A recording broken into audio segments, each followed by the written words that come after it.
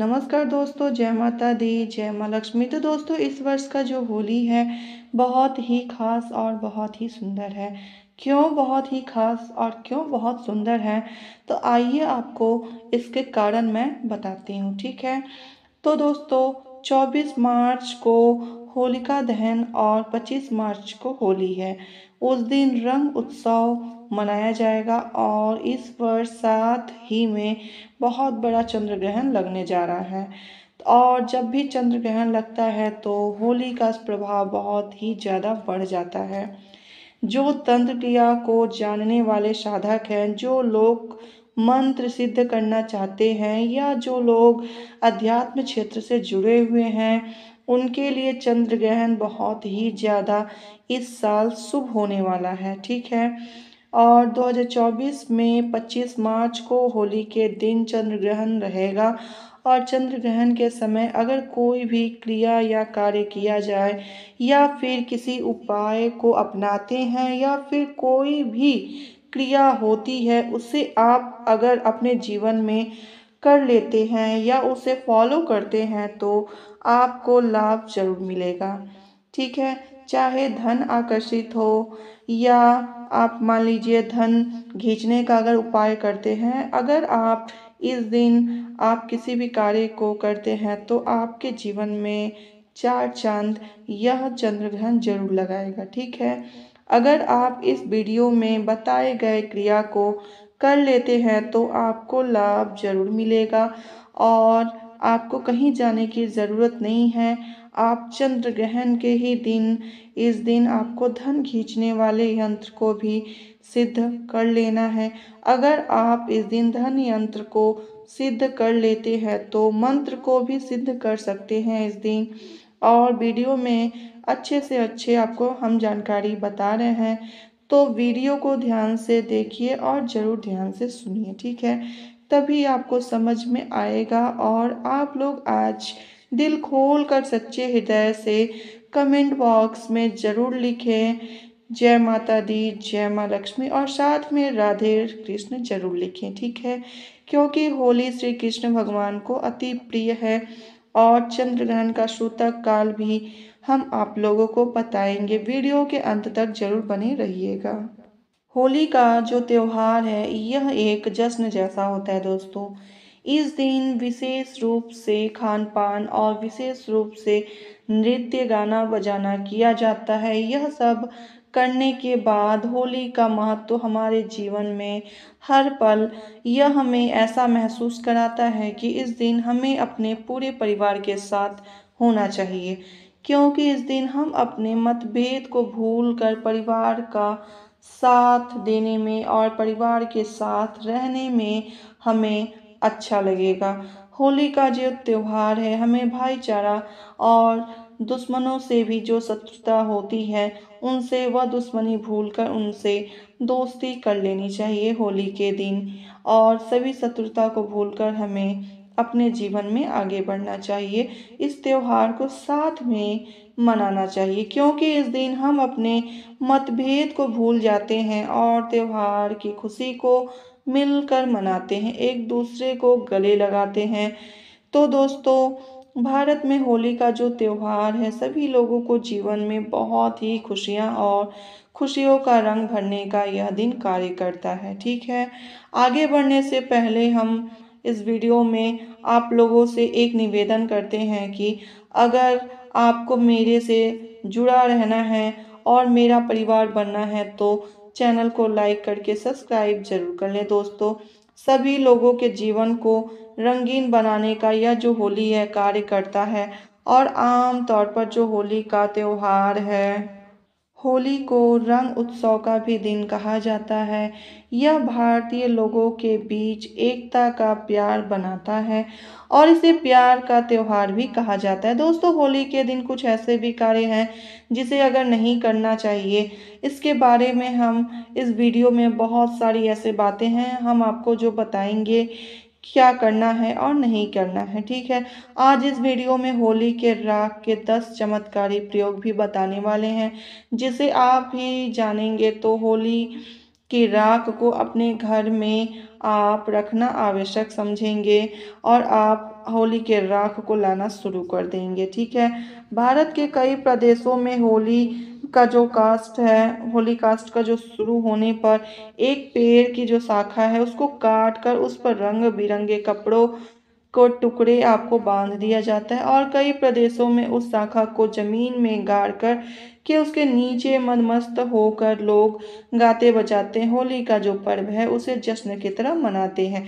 मैं सभी लोगों को बताना चाहती हूँ कि जिस तरह दीपावली में दीप की उष्णता से, तेल की गंध से, चतुर्मास के संचित जो कीटाणु होते हैं यह सब नष्ट हो जाते हैं, उसी प्रकार शीतकाल के संचित कीटाणु होली के जलती आग के प्रभाव से और उसके जो प्रभाव हैं, जो यह कीटाणु हैं उनके प्रभाव से, गुलाल के प्रभाव से यह जो संचित कीटाणु हैं वह नष्ट हो जाते हैं।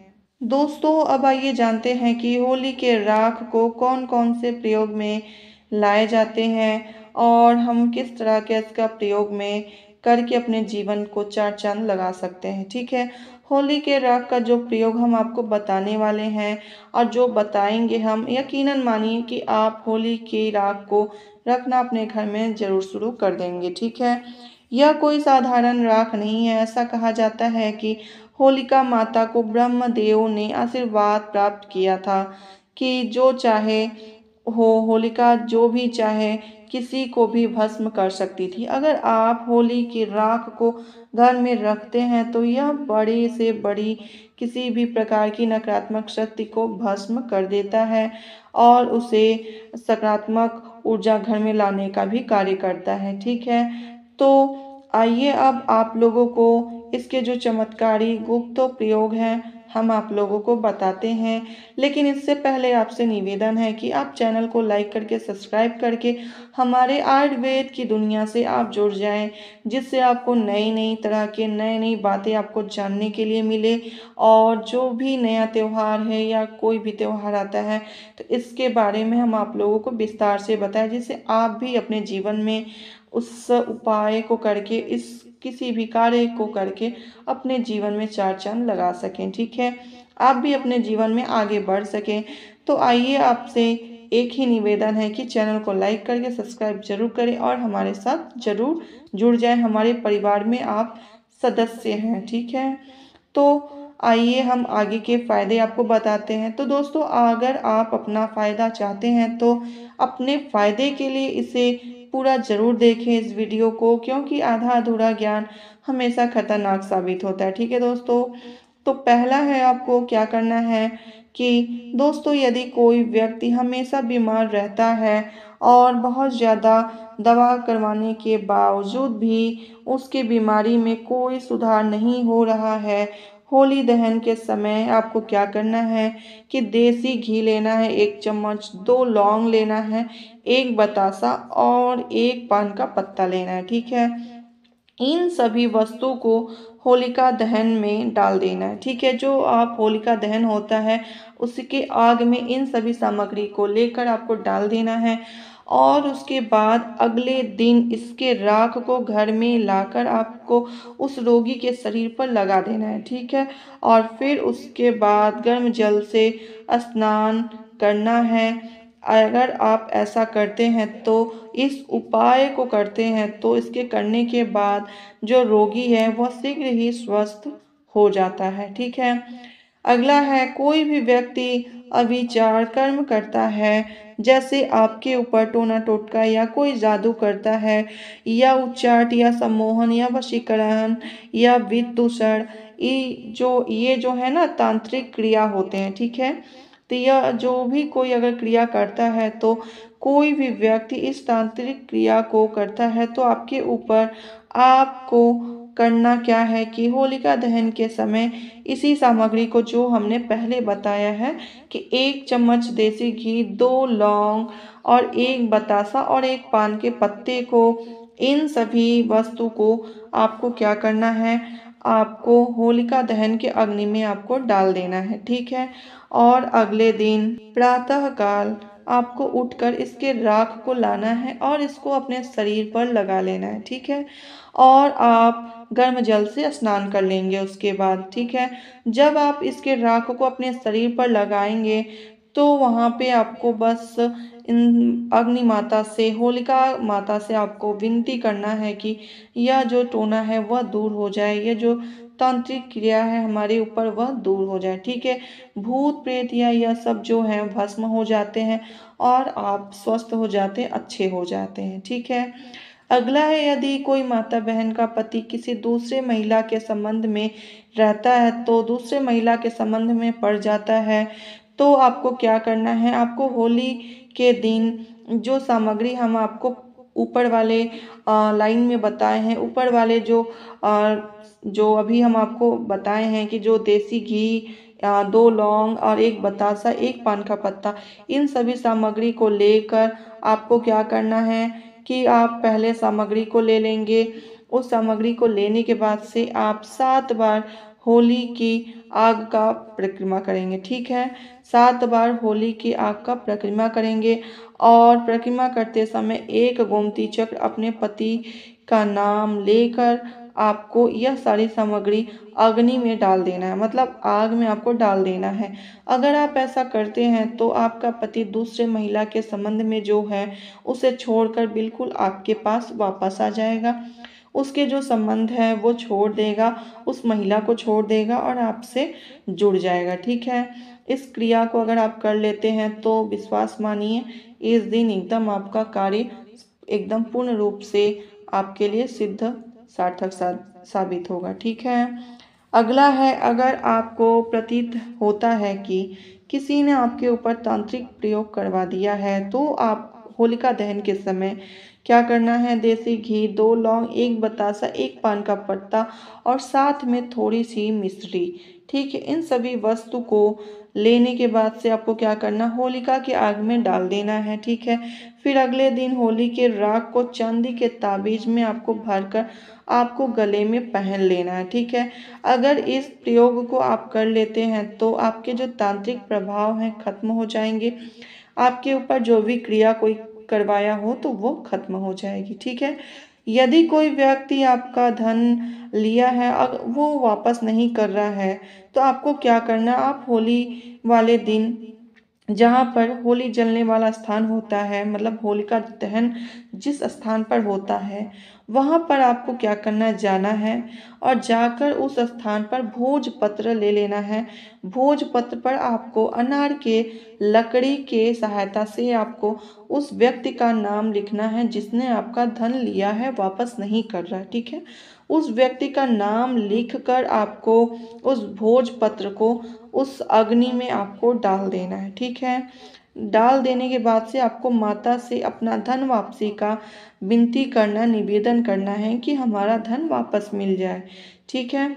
उस नाम पर थोड़ा सा आपको क्या करना होगा, जब आप लिखेंगे उसी टाइम गुलाल छिड़क कर अग्नि को आप डाल देंगे, ठीक है। इस कार्य को अगर आप कर देते हैं तो आपका जो धन है वो वापस मिल जाएगा।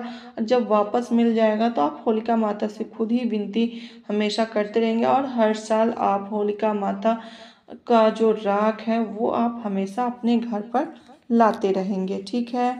अगला है कि जैसे अगर किसी शत्रु को या किसी शत्रु है आपसे जो दुश्मनी कर रखा है, तो उसका जो नाम है उससे अगर आपको शत्रुता है, तो अगर आप उसकी शत्रुता को समाप्त करना चाहते हैं, उसके साथ जो शत्रुता है, तो उस शत्रुता को समाप्त करने के लिए क्या करना है, होलिका दहन के अगले दिन उस स्थान पर रात्रि आपको 12 बजे जाना है, ठीक है।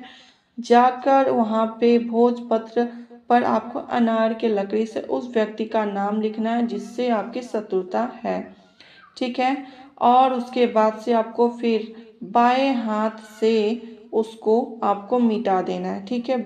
आप दाहिने हाथ से लिखेंगे और बाएं हाथ से मिटा देंगे, ठीक है। उस स्थान की थोड़ी सी राख लेकर आना है। जब आप लिख देंगे उसके बाद से राख लेकर आना। अगले दिन उस व्यक्ति अर्थात शत्रु का जो शरीर है या चुपके से आपको उस शत्रु के ऊपर आपको थोड़ा सा राख को आपको फेंक देना है, ठीक है। अगर आप ऐसा कर देते हैं तो जो दुश्मनी का भाव है जो आपसे दुश्मनी है वह समाप्त हो जाएगा। और भी इसके हम आपको ज़बरदस्त चमत्कारी प्रयोग बताएंगे, गुप्त प्रयोग बताएंगे। आपको वीडियो 10 मिनट वाला जो भी है जानकारी आपको हम बता रहे हैं, आपकी 10 मिनट वाली जो जानकारी है मेरी, आपकी ज़िंदगी बदल कर रख देगी अगर आप इसे पूरी अच्छी तरह से देख लेते हैं तो। क्योंकि आधा अधूरा ज्ञान खतरनाक होता है दोस्तों। तो अगर आपकी कुंडली में ग्रह दोष है तो आप होली दहन के समय, ठीक है, मतलब होली दहन के समय उस टाइम पे उस राग को क्या करना है कि सर्वार्थ सिद्ध योग का जो समय है ये आप गूगल पर सर्च कर लेंगे। और इस समय पर मतलब सर्वार्थ सिद्ध योग कितने बजे है, इस समय पर आपको क्या करना है, होलिका दहन के दिन अगर सुबह है तो या शाम है तो सर्वार्थ सिद्ध योग के समय आपको शुद्ध जल में इस राख को प्रवाहित कर देना है। ठीक है, अग्नि के जो अग्नि दहन का राख होता है उसको आपको जल में प्रवाहित कर देना। इससे आपका जो ग्रह दोष है वो समाप्त हो जाएगा दोस्तों। वास्तु दोष से मुक्ति अगर पाना है तो होली के दिन अगले दिन आप सर्वप्रथम अपने इष्ट देव को गुलाल अर्पित करें। अपने निवास के ईशान कोण पर पूजन करके गुलाल चढ़ाएं और आपको प्रार्थना करना है कि, और आप चाहते हैं कि होली के राख को भी आप ला सकते हैं, ठीक है, और उस राख को लाकर आप अपने इष्ट कोण पर रख सकते हैं। यह उपाय अगर कर लेते हैं तो आपके घर से जो भी वास्तु दोष है वो समाप्त हो जाएंगे। और दोस्तों साथ में आपसे हम ये कहना चाहते हैं कि होली के दिन आप किसी से लड़ाई झगड़ा या किसी तरह का आप दुश्मनी ना करें। होली का जो दिन है यह श्री कृष्ण राधे कृष्ण को बहुत प्रिय है और ऐसा माना जाता है कि इस दिन सभी के भारतवासी लोगों के शरीर पर राधे कृष्ण खुद आकर वह यह डांस करके मतलब नृत्य करके गाना बजाना करके होली का जो पर्व है उत्सव है मनाते हैं। तो ऐसा आपसे उम्मीद करते हैं कि आप इस दिन होली के दिन लड़ाई झगड़ा ना करें, किसी से जो बुरा बर्ताव ना करें, चाहे स्त्री हो चाहे कोई भी हो, आप अच्छे से होली का दिन मनाएं, ठीक है। और साथ में आपसे ये भी कहना चाहते हैं कि इनमें से आपको कोई भी उपाय अगर अच्छा लगे तो आप इस उपाय को जरूर करें। क्योंकि होलिका दहन पर जो यह उपाय अगर कर लेते हैं तो आपके जीवन में चार चांद लगाने का काम करेगा दोस्तों। तो आप एक बार इस कार्य को जरूर करें, ठीक है। अगर मेरी यह वीडियो पसंद आई हो तो लाइक करके सब्सक्राइब जरूर करें। धन्यवाद दोस्तों।